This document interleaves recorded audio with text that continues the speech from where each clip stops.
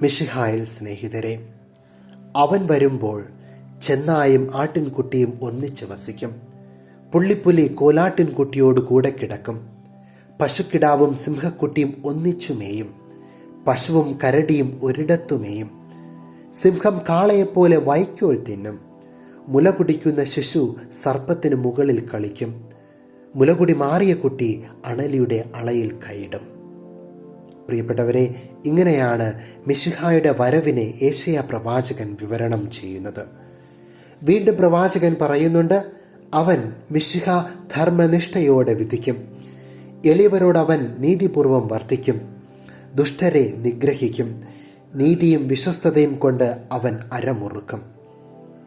മിശിഹായുടെ വരവ് പ്രവാചകൻ കാണുന്നത് നീതിയുടെയും സത്യത്തിൻ്റെയും ഏറെ പ്രത്യേകിച്ച് സമാധാനത്തിൻ്റെയും ഒരു കാലഘട്ടമായിട്ടാണ്. ശത്രുതയിലായിരിക്കേണ്ട വന്യജീവികൾ, മൃഗങ്ങൾ ഒരുമിച്ച് സമാധാനത്തിൽ വാഴുമെന്ന് പ്രവാചകൻ മുൻകൂട്ടി പറയുമ്പോൾ അത് മനുഷ്യന് നൽകുന്ന സൂചന ഇതാണ്: നിങ്ങൾ ശത്രുത വെടിയുവിൻ, പരസ്പരം സ്നേഹത്തിലാവുവിൻ, സത്യത്തിൽ വ്യാപരിക്കുവിൻ, എല്ലാവരും സമാധാനത്തിൽ ജീവിക്കുവിൻ.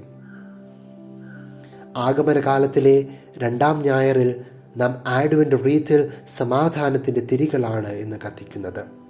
ഈ മെഴുകുതിരി സമാധാനത്തിൻ്റെ സൂചകമായി കത്തിയെരിയുമ്പോൾ മനുഷ്യകുലത്തോട് ഇന്നത്തെ ഞായറാഴ്ച വിളിച്ചോതുകയാണ്: സമാധാന സ്നേഹിതരായി വസിക്കുവിൻ.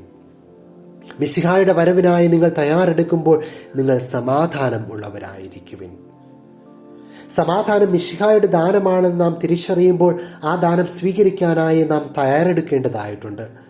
അതുകൊണ്ടാണ് യേശയ്യാ പ്രവാചകൻ മുൻകൂട്ടി കണ്ട ഒരു സമാധാനത്തിൻ്റെ ലോകം സഫലീകരിക്കാനായി മിശിഹ വരുന്നതിന് തൊട്ടു മുൻപ് സ്നാപക യോഹന്നാൻ യഹൂദ ജനത്തോട് വിളിച്ചു പറഞ്ഞത്: മാനസാന്തരപ്പെടുവിൻ, കർത്താവിന് വഴിയൊരുക്കുവിൻ, അവൻ്റെ പാതകൾ നേരെയാക്കുവിൻ. ഒരുപക്ഷെ സമാധാനത്തിലേക്കുള്ള ആദ്യ വഴി മാനസാന്തരം ആണ്.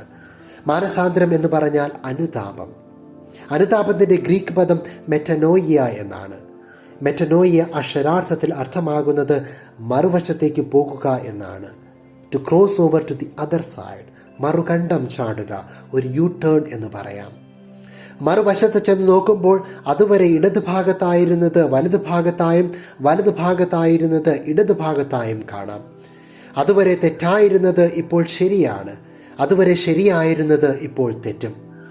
ദൈവത്തിൻ്റെ പക്ഷത്തേക്ക് കടന്നു ചെന്ന് അവിടെ നിന്നുകൊണ്ട് നോക്കുക. ദൈവം നോക്കുന്നത് പോലെ നോക്കുക.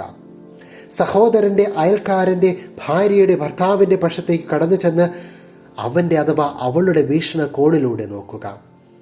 നാം അതുവരെ കണ്ടതിൻ്റെ വിപരീതമായിരിക്കും അത്.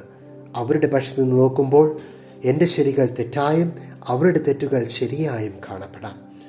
മറുകണ്ഠം ചാടൽ ഒരു രമ്യതയിൽ കലാശിക്കും. രമ്യത സമാധാനത്തിലേക്ക് നയിക്കും. പ്രിയപ്പെട്ടവരെ, ഇന്ന് ഒരുപക്ഷെ സ്നാപക യോഹന്നാൻ ഇന്നത്തെ ലോകത്തെ നോക്കി പ്രസംഗിക്കേണ്ടി വന്നാൽ ഇങ്ങനെ പറയുമായിരുന്നേനെ: രാഷ്ട്ര നേതാക്കളെ, നിങ്ങൾ നീതിയുടെ പാത സ്വീകരിക്കുവിൻ. രാജ്യങ്ങളെ നയിക്കുന്ന ഭരണാധികാരികളെ, നിങ്ങൾ നിങ്ങളുടെ പൗരന്മാരെ കൊലയ്ക്ക് കൊടുക്കാതിരിക്കുവിൻ. നിങ്ങൾ മറ്റു രാജ്യങ്ങളുമായി രമ്യതപ്പെടുവിൻ. സമാധാന സന്ധികൾ സ്ഥാപിക്കുവിൻ. കലഹിച്ചിരിക്കുന്ന കുടുംബാംഗങ്ങളെ നിങ്ങൾ വീണ്ടും രമ്യപ്പെടുവിൻ. നിങ്ങളുടെ വിദ്വേഷത്തിനും ശത്രുതയ്ക്കും ഒരു കടിഞ്ഞാണിടുവിൻ. നിങ്ങൾ പരസ്പരം സമാധാനത്തിലാകുവിൻ. എന്തെന്നാൽ സമാധാന ദൂതൻ ഇതാ വരുന്നു. പ്രിയപ്പെട്ടവരെ, ഈ ആഗമനകാലത്ത് നമ്മുടെ ഹൃദയത്തിൻ്റെ കേന്ദ്രഭാഗത്ത് യേശുവിന് ഇടം കൊടുക്കുവാൻ നാം ശ്രമിക്കുമ്പോൾ, അവൻ നമ്മുടെ ഹൃദയങ്ങളിൽ, നമ്മുടെ കുടുംബങ്ങളിൽ വസിക്കണമെന്ന് നാം ആഗ്രഹിക്കുമ്പോൾ, നമുക്ക് ആത്മാർത്ഥമായിട്ട് ആഗ്രഹിക്കുകയും പ്രാർത്ഥിക്കുകയും പരിശ്രമിക്കുകയും ചെയ്യാം, സമാധാനത്തിൽ ജീവിക്കുവാനും സമാധാന ദൂതന്മാരായി മാറുവാനുമായിട്ട്. എന്തൊക്കെ ഉണ്ടായാലും സമാധാനവും സന്തോഷവുമില്ലാത്ത ജീവിതം എപ്പോഴും ഒരു കുറവ് തന്നെയാണ്. അതിനാൽ യേശു നൽകുന്ന സമാധാനം സ്വീകരിക്കുവാനായി നമുക്ക് നമ്മുടെ ഹൃദയങ്ങളെ തുറന്നു കൊടുക്കാം. സ്നാപക യോഹന്നാൻ കാണിച്ചു തന്ന അനുതാപത്തിൻ്റെ, മാനസാന്തരത്തിൻ്റെ വഴി പിന്തുടർന്ന് ദൈവത്തോടും മനുഷ്യരോടും രമ്യതയിൽ ജീവിച്ച് യേശയ്യാ പ്രവാചകൻ സ്വപ്നം കണ്ട സമാധാനത്തിൻ്റെ ഒരു ലോകം നമ്മുടെ കുടുംബങ്ങളിലും സമൂഹത്തിലും ലോകമെമ്പാടും നിറവേറുവാനായി ആഗ്രഹിക്കുകയും പ്രാർത്ഥിക്കുകയും പരിശ്രമിക്കുകയും ചെയ്യാം.